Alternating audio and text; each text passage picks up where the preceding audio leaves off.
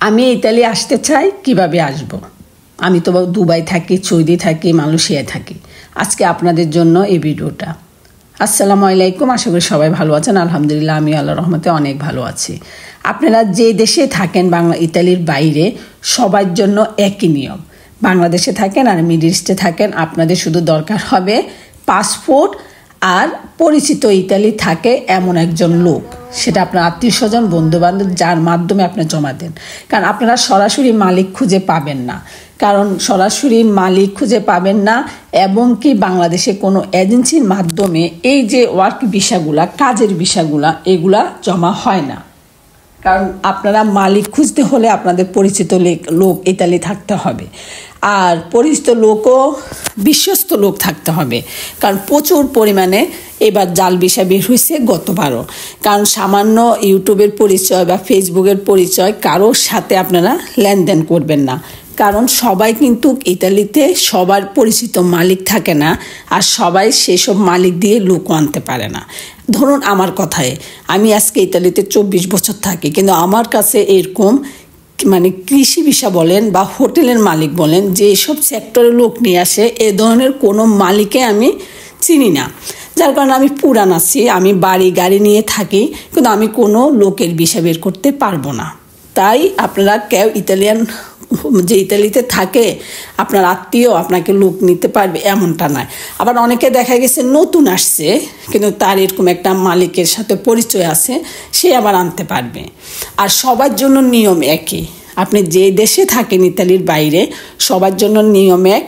সরকারি আবেদনের ডেট আসবে, ওই ডেটে আপনার পাসপোর্ট দিয়ে মালিকের সব কাগজপত্র দিয়ে এটা আবেদন করতে হয়। আবেদন করার পরে 2-3 সপ্তাহ বা 1 মাস পর থেকে এগুলা যাচাই বাছাই শুরু হওয়ার পরে যে জমা দিলে যে আপনার নুলস্তা ভিসা বের হবে এমন না।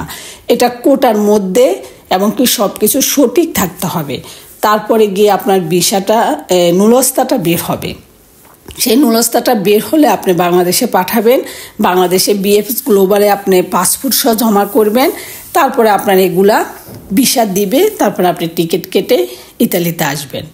তাই আপনি যেই দেশে থাকেন, আমি আবার বলতেছি, বাংলাদেশে হোক, মিডল ইস্টে হোক, যেখানে হোক, আপনি আবেদন করতে হবে ইতালিয়ান মালিকের আন্ডারে। আর সেটা যখন তখন পারবেন না, যখন সরকারি ডিক্লার দিবে। যেমন বর্তমান কোনো লোকের ইতালিতে লোক নিচ্ছে না, এটার জন্য অপেক্ষা করতে হবে 2025 সালে লোক নিবে, তখন আপনারা অপেক্ষা করেন। আর 24 যদি আবার লোক নেয়, সেটারও ডেট আসবে, এখনও আসে নাই।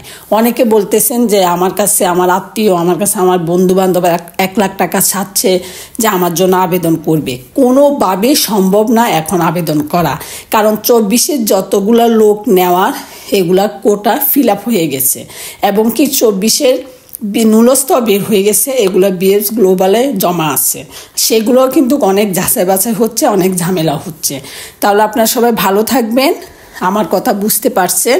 না বুঝলে অবশ্য কমেন্টে লিখবেন, আমি আবার আপনাদেরকে জানাবো।